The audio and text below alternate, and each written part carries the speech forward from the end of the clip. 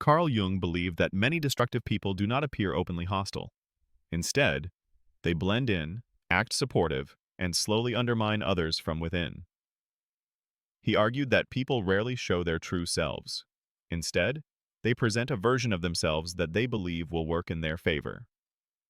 Through his observations, Jung identified several psychological masks, quiet but harmful personality types who can weaken your confidence, boundaries, and sense of reality without ever raising their voice. One of these is the chronic victim, someone who refuses responsibility for their own life. They blame others for every setback and portray themselves as endlessly suffering. At first, they appear harmless, and you may even feel sympathy for them. However, their sense of victimhood becomes a tool for control. They guilt-trip and manipulate, twisting reality until you feel responsible for their well-being. Instead of wanting growth or healing, they aim to maintain power by keeping others pitying them and emotionally invested. Another mask is the charming mirror, a person who reflects what you want to see. They appear supportive, encouraging, and aligned with your dreams, making it easy to trust them. But their agreeable image hides the fact that they lack a stable identity and genuine loyalty. Their primary loyalty is to your admiration, not to you as a person. Once the attention or praise stops, they may withdraw, abandon, or even betray you. Their charm is a tool for validation, not connection. Some individuals take a different approach. The empathic controller. This person appears sensitive, deep-feeling, and emotionally attuned. At first, you may feel seen and understood, but over time, you find yourself adjusting your behavior to avoid upsetting them. Their emotional turbulence becomes your responsibility. They may subtly imply that your feelings are too much or too damaging, leading you to suppress your needs to protect them. This dynamic is a form of control disguised as emotional depth and compassion. There are also personalities who undermine confidence quietly and skillfully. They may frame doubt as concern or insecurity as logical caution. Their comments chip away at your certainty, sense of direction, and self-trust.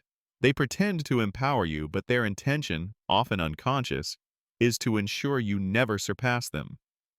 Such people may downplay your wins, redirect attention back to themselves, or quietly resent your progress. As Jung warned, never trust someone who cannot celebrate your success when it is not their turn to shine. Others seek power through spiritual or emotional superiority. They present themselves as enlightened, rational, or internally advanced. Their calmness becomes a weapon. They always appear composed while you feel emotional, unstable, or wrong. They may use therapeutic or philosophical language to invalidate your lived experience. Their goal is not harmony, but dominance through appearing wiser and more evolved. When someone insists they are always the calm and correct one, it is a red flag. Jung believed that much of our vulnerability to such personalities comes from our fear of showing our own shadow, our anger, boundaries, instincts, and self-protection.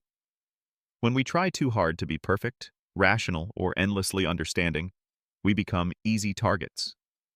Instead, learning to say no, question intentions, and trust discomfort is an act of consciousness. The shadow is not something to eliminate, it is a protector. To avoid falling into the traps of destructive personalities, Jung recommended 3 practices. First, audit your circle. Notice who leaves you drained, confused, or smaller than before. Let go without guilt. Anyone who belongs in your life will respect your well-being. Second, stop over-explaining. People who deserve your presence will not demand that you justify your boundaries. And third, trust your first instinct. The body reads patterns long before the thinking mind catches up.